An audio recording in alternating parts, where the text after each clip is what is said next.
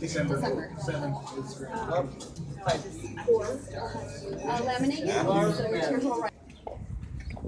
Alright, so this is something that I was sent about Sword and Scale. They're doing a third part on the death of Natalie Bollinger. Yet again, they're going to slander my name some more, just as they have been. They're going to take the stuff from places that I wasn't allowed to speak, and they're going to use those to slander my name as if it were the truth. But it's not the truth. That's the problem with media today. They don't care about the truth. They care about ratings. They care about money. Money is their incentive. Doing the right thing because it's the right thing to do doesn't even enter into their minds. Now with Officer Lolatai and his assault against me, yeah, and now he's in the news because before he assaulted me, he assaulted several others. However, the police in Boulder were covering for this officer's wrongdoing when it came to me. But apparently it's wrong of him to do these same things to Samuel Leon Lawrence IV. As far as human rights go, see, here's the thing about Sammy. Sammy wasn't accused of being a murderer. He wasn't accused of being a stalker. He wasn't accused of being a rapist. He wasn't accused of being a child molester. And you know what? Darren O'Connor has done a lot to help the man. Now here's another thing to be said. Sammy Lawrence has help. Help that I did not. A lot of people, they just assumed what it is that I needed without listening. Albeit most of them were drunks and druggies.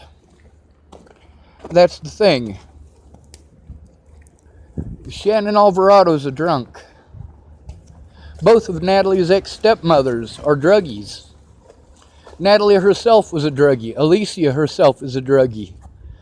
I have proof of it by their own words. Now that's not the worst part.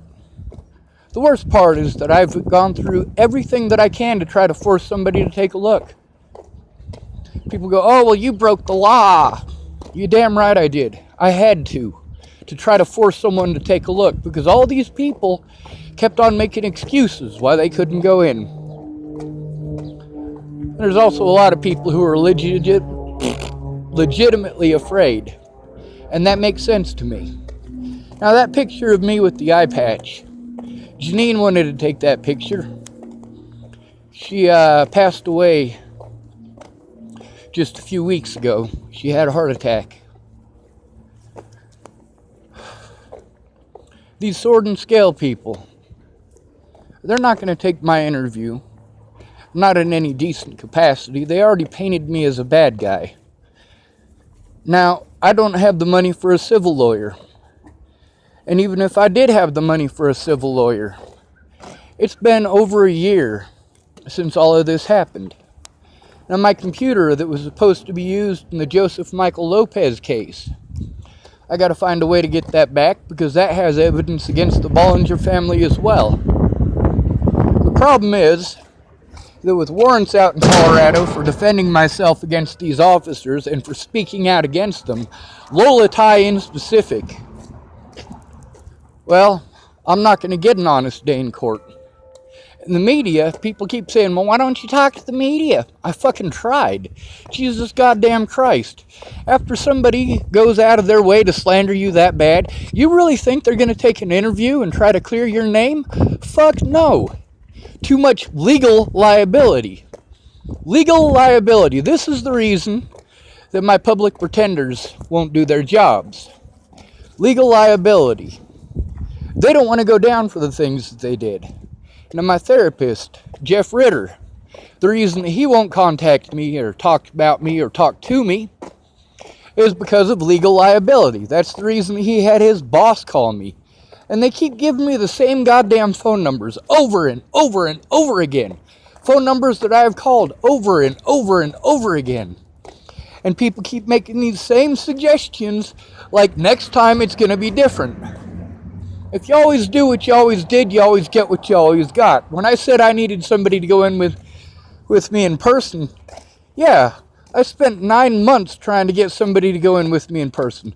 Before I had to break the law, literally everybody who said that they would go in with me ended up not being able to.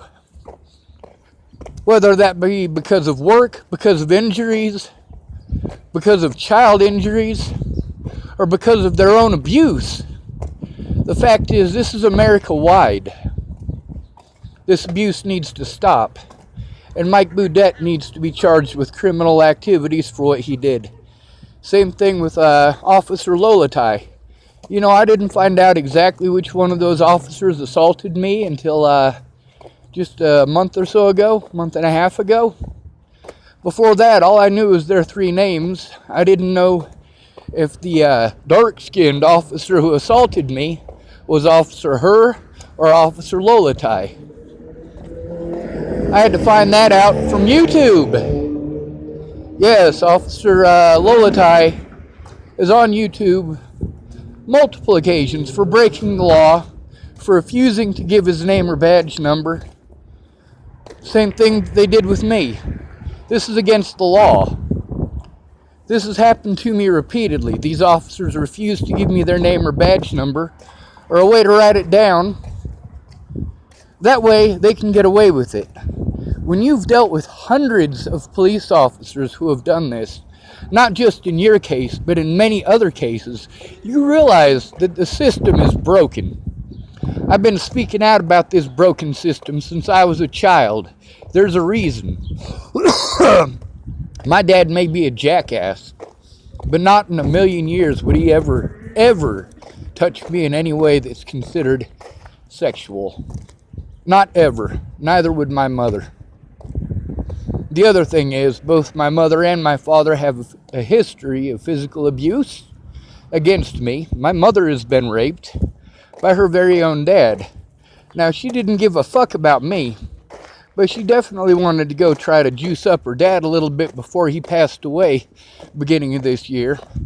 That's because she wanted money. She wanted my grandma Gross's house. Yes, her real last name was Gross. And, yeah, my grandpa moved in after Grandma Gross died, and my mom wants to move into that house. However, she's having to fight with my grandpa's wife, I guess. That's what my mom cares about. That's what my dad cares about. Control and money.